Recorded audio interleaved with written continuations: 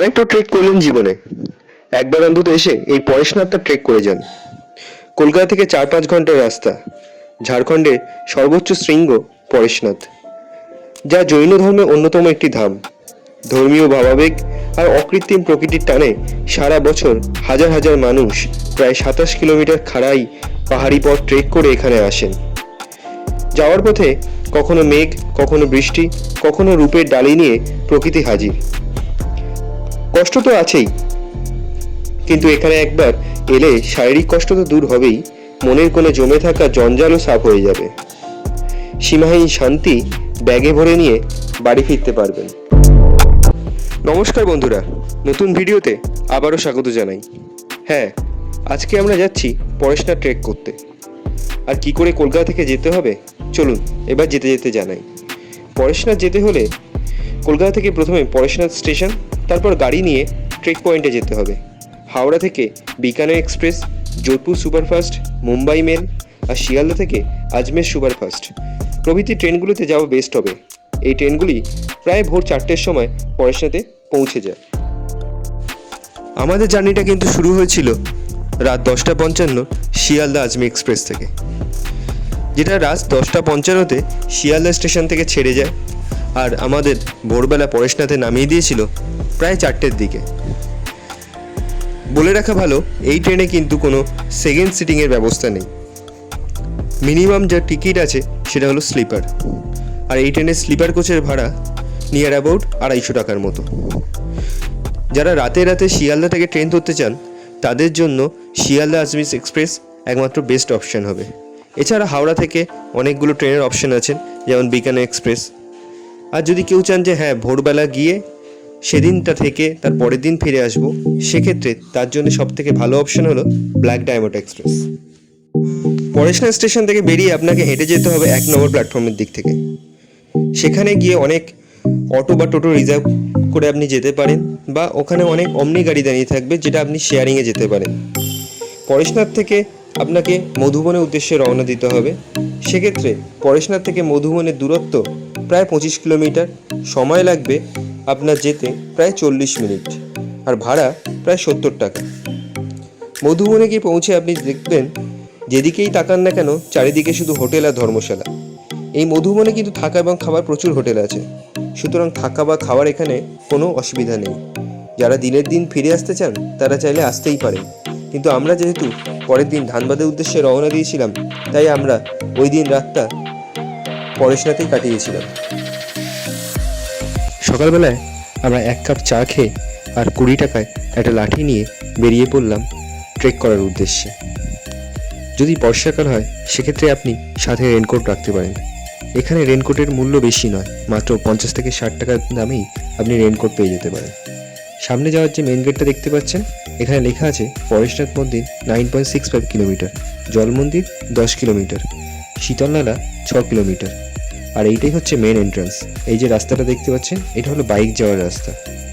এখান থেকে প্রায় 10 কিলোমিটার সোজা গিয়ে আপনি হাঁটা শুরু করবেন। ঠিক সেই সময় আপনার একটু কষ্ট অনুভূত হবে। যে কোনো ট্রেকেই আপনার শুরুর দিকটা কষ্টই লাগে, তারপর আস্তে আস্তে সয়ে যায়, তারপর আর কোনো অসুবিধা হয় না। দোকান বেশ কয়েকটা পরপর রয়েছে এখানে। এখানে লাঠির ব্যবস্থাও রয়েছে। এই যে প্রথমে উঠলাম, তারপরে সমতলে হাঁটলাম, আবার এইভাবে নিচের দিকেই যাচ্ছি। মানে এই পাহাড় ভ্যালি এইগুলো টপকেই যেতে হবে। শোনা যায় টোটাল 27 কিলোমিটার, এর মধ্যে 9 কিলোমিটার চড়াই, 9 কিলোমিটার উতরাই, আর 9 কিলোমিটার হলো সমতল।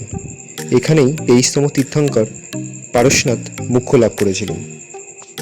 আচ্ছা, এটা কিন্তু ছোটনাগপুর মালভূমির মধ্যেই পড়ে, প্রায় 1365 মিটার উঁচু, অর্থাৎ সেটা ফুটে নিয়ে গেলে হবে 4478 ফুট। 4478 ফুট উচ্চতায় রয়েছে এই মন্দির। যেতে যেতে এখানে একটু দাঁড়িয়ে পড়লাম, মানে এদিকে সৌন্দর্যটা দেখুন। এই ঘন জঙ্গল, উপরে পাহাড় রয়েছে, আর মাঝে মাঝে মেঘ দেখা যাচ্ছে। হাঁটতে হাঁটতে প্রথম যে মন্দিরটা আমাদের সামনে পড়লো সেটা হলো কলিকুণ্ড ধাম। যাতায়াতের পথে অনেকেই হয়তো এটাকে এড়িয়ে যান, কিন্তু এর সৌন্দর্য কোনো অংশে কম নয়। চলুন দেখে নেওয়া যাক এক নজরে এই কলিকুণ্ড ধাম, এর ভিতরে কি কি আছে, এর সুন্দর স্থাপত্য নিদর্শন।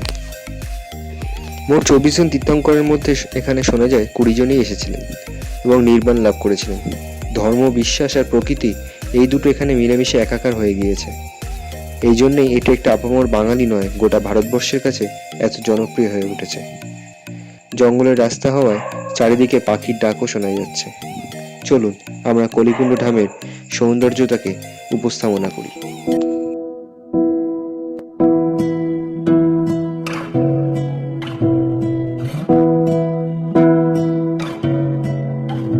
তোমাকে না লেখা চিঠিটা ডাক বাক্সের এক কোণে, সাদা খামের না লেখা নাম এঁকেছে তার গানে।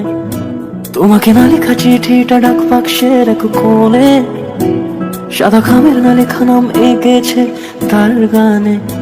সেই চিঠি যত লেখা থাকে একা একা, সেই গানের না শোনা সুর আঁকা একা একা, ছুঁয়ে যায় তবু কখন এসে। যদি বলি সে সবই তোমারই, একা চিঠি একা একা।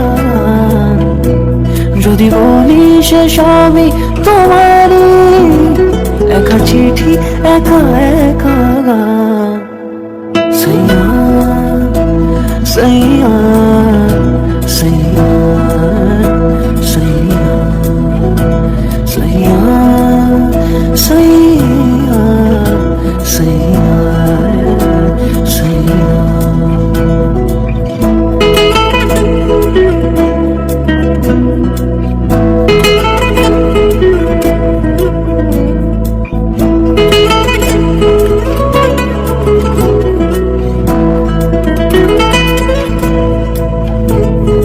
আমিতে ভাসিনি কোনোদিনও নীলে, তুমি তোমার দু চোখে সেই নীল ছুঁলে।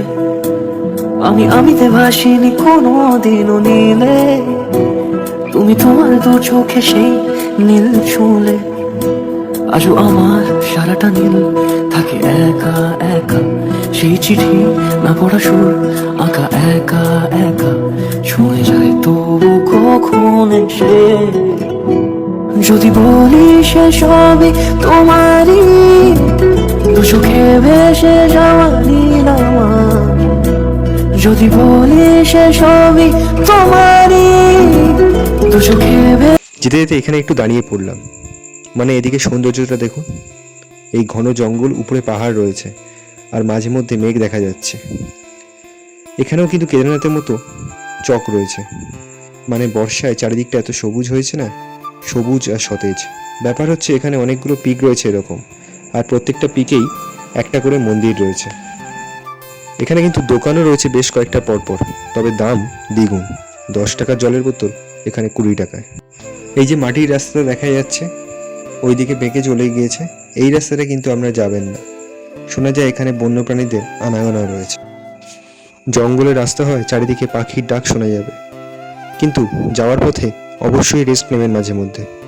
তবে এখানে আসার সময় অবশ্যই শুকনো খাবার, চকলেট, বিস্কুট এগুলো কিন্তু আপনাদের সাথে রাখবেন।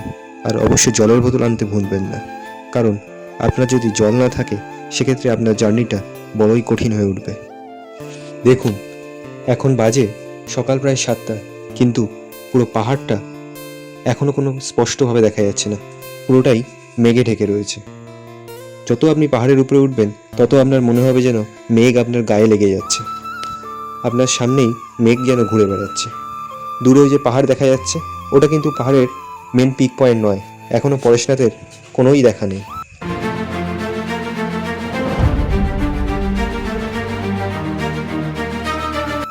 দেখুন এখানে আপনি শর্টকাটও পেয়ে যাবেন। পাহাড়ের মাঝে মাঝে খাঁজে খাঁজে এরকম শর্টকাট রয়েছে। আপনি যদি পুরো রাস্তা ঘুরে না যেতে চান তবে শর্টকাট ধরতে পারেন, তবে সেক্ষেত্রে আপনার যে খুব বেশি লাভের লাভ হবে তা কিন্তু নয়। কিন্তু সাবধানে, শর্টকাট ধরতে গিয়ে কোনো রকম বিপদ এনে ফেলবেন না। একবার যদি বিপদ এসে যায় সেক্ষেত্রে আপনি এখানে ডাকলেও কাউকে পাবেন না। ওই দেখুন ডলি করে লোক নিয়ে যাচ্ছে, তবে এই ডলি কিন্তু সবার জন্য নয়।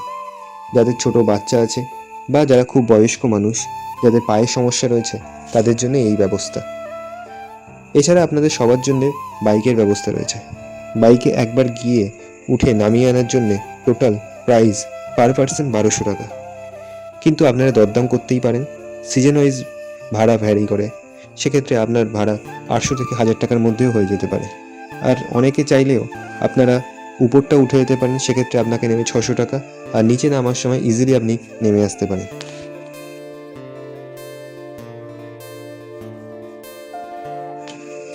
অবশেষে আমরা শীতলনালার কাছাকাছি এসে পৌঁছেছি। এখান থেকে পারশনাথ মন্দির কত কিলোমিটার সেটা কিন্তু বোঝা যাচ্ছে না। যারা এখানে বাইক চালান তারা কিন্তু এটাকে মুছে ফেলেছেন, যাতে সবাই কেউ বুঝতেই না পারে যে আর কত কিলোমিটার বাকি আছে, যাতে হতাশায় তারা বাইকেই উঠে পড়ে।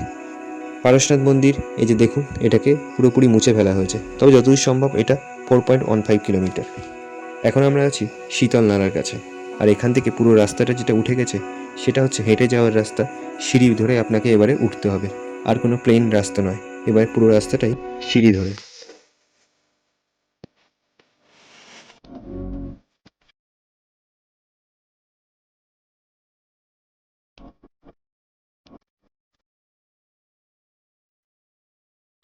এখানে কিছু দূর পর পর আপনারা দোকান পেয়ে যাবেন। এখানে আপনারা চাইলে দুপুরের ভাতও খেয়ে নিতে পারেন। এখানে কিন্তু রাতে থাকারও ব্যবস্থা রয়েছে। এই যে দেখুন, খাটিয়াগুলো পাতা রয়েছে, সেগুলো রাত্রে থাকার জন্য ওরা 200 টাকা করে নেয়। চারিদিকের ভিউটা একবার দেখে নিন নিজের চোখে।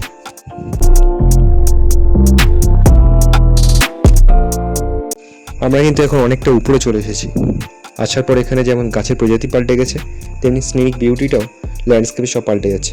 ওই যে দূরে দেখা যাচ্ছে, এটা হচ্ছে হেলিপ্যাড। এখানে লোকেরা কিন্তু পারশনাথ পাহাড়কে মারংগুরু পাহাড়ও বলে। এরা কিন্তু পারশনাথ পাহাড়কে পুজো করে।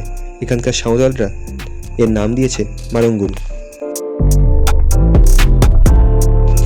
একদম উপরের দোকানগুলোতে কিন্তু ভাতেরও ব্যবস্থা রয়েছে।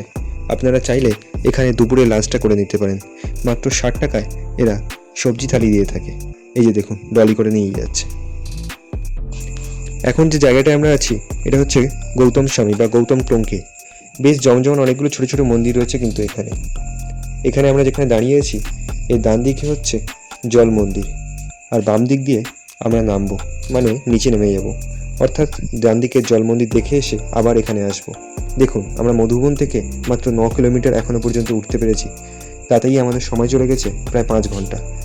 এখান থেকে পার্শ্বনাথ মন্দির আর 1.5 কিলোমিটার। আর ওই যে ঠিক অ্যারো দিয়ে লেখা আছে জল মন্দির যাওয়ার রাস্তা। চলুন এখানকার মন্দিরের ভিউটা একবার দেখে নেওয়া যাক।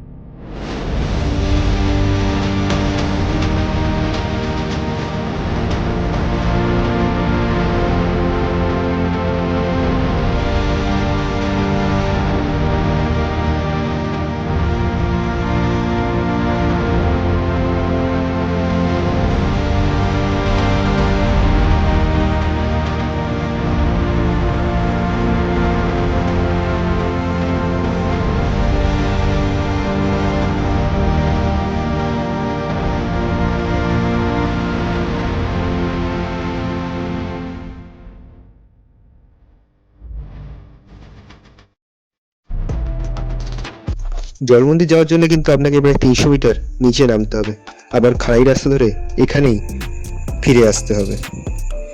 বেশি দূরে না হলেও কিন্তু এটা বেশ কষ্টকর, কারণ আপনার এমনিতে এনার্জি প্রায় শেষের পথে। এখানে তো আমি দেখছি কেদারনাথ থেকেও বেশি ভিড়। ভারতবর্ষের বিভিন্ন রাজ্যের মানুষের সঙ্গে দেখা হবে এই পরেশনাথ ট্রেকে। কেউ রাজস্থান, কেউ মধ্যপ্রদেশ, কেউ ঝাড়খণ্ড, কেউ বিহার, কেউ পশ্চিমবঙ্গে, নানান জায়গা থেকে মানুষ আসেন এখানে। অনেকটাই নিচে নেমে এলাম আমরা, এখন চলে এলাম জল মন্দিরে। দূরে দেখা যাচ্ছে সাদা মার্বেল পাথরে তৈরি এই জৈন মন্দির, জল মন্দির। অপরূপ দৃশ্য, কিন্তু এত সুন্দর প্রাকৃতিক জায়গা, আর চারিদিকে এর পাহাড় ঘিরে রয়েছে মন্দির। এই হচ্ছে জল মন্দির, সাদা আলাদা মার্বেল পাথর দিয়ে তৈরি হয়েছে। এদিক দিয়ে সেই মন্দিরের চারিদিকটা একবার ঘুরে নিতে পারেন, ভালো লাগবে।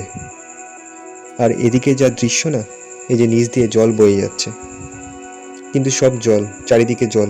চন্দ্রপ্রভু মন্দির সব কিন্তু এদিকে আছে, এগুলো আর আমরা এখন যাচ্ছি না। ওহ, মন্দিরের এদিকটা দেখুন কি সুন্দর। এখানে কিন্তু টয়লেটের ব্যবস্থাও রয়েছে। চলুন জল মন্দির থেকে বেরিয়ে এবারে যাওয়া যাক পারশনাথের দিকে। কেউ কথা রাখে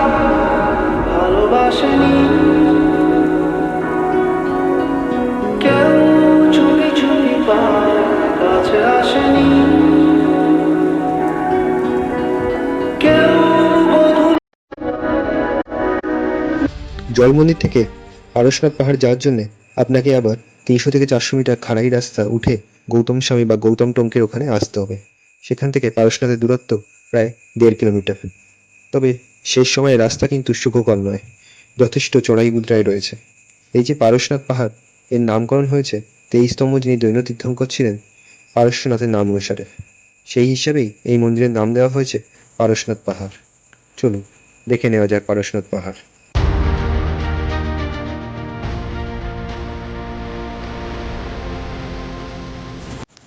অবশেষে আমরা পৌঁছালাম আমাদের গন্তব্যস্থান পারশনাথ মন্দির। আসতে প্রায় সময় লেগে গেল 6 ঘন্টার কাছাকাছি। এই যে জৈন মন্দিরটি সাদা মার্বেলে তৈরি, যা স্বর্ণভদ্র কূট বা সোনার করুণার কুটির নামেও পরিচিত। এটি জৈন সম্প্রদায়ের কাছে সবচেয়ে পবিত্র এবং শ্রদ্ধেয় স্থানগুলির মধ্যে একটি। তারা একে সমেত শিখরও বলে। জৈনদের 24 জন তীর্থঙ্করের মধ্যে 20 জন এখানে নির্বাণ লাভ করেছিলেন। মন্দিরটি মোগল রাজা বিম্বিসার অথবা কলিঙ্গ রাজা অবকীর্ণয় করাকুণ্ড দ্বারা নির্মিত বলে মনে করা হয়।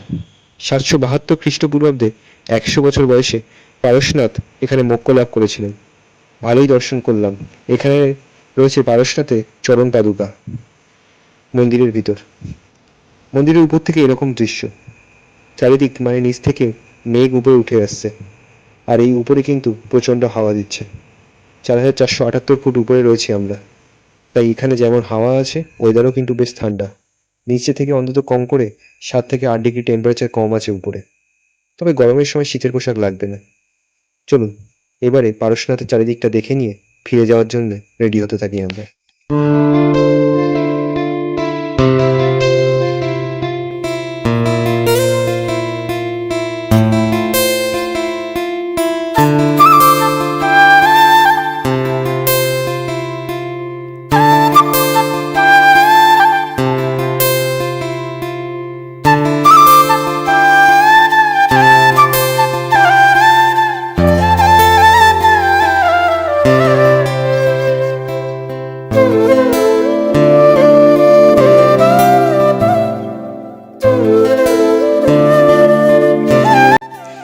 চারিদিকের প্রাকৃতিক সৌন্দর্যটা একবার নিজের চোখেই দেখুন।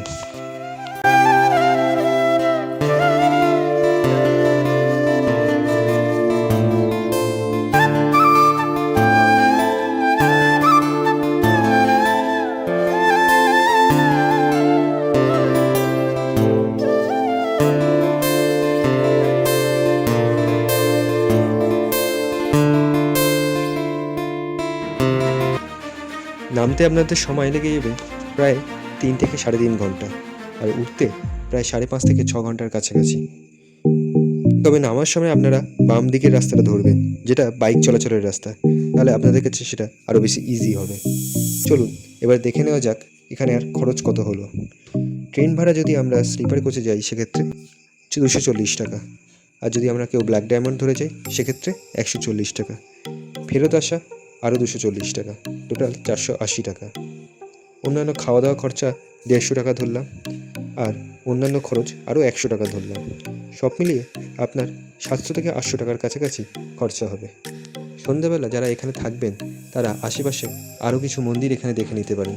যদি এই মন্দিরটা এখন বন্ধ দেখা যাচ্ছে, এখানে আপনার অন্য কিছু কিছু মন্দিরে সন্ধ্যা আরতি হয়ে থাকে।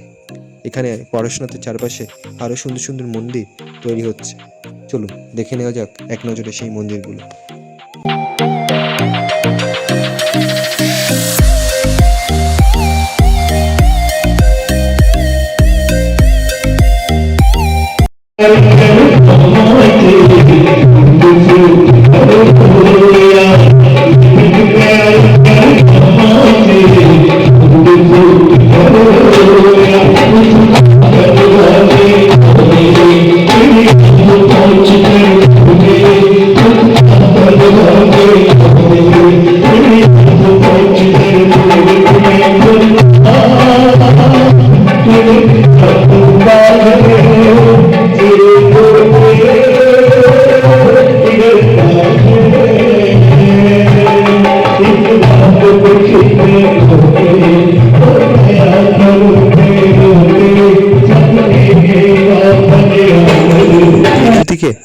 লাইক অ্যান্ড সাবস্ক্রাইব করতে ভুলবেন না।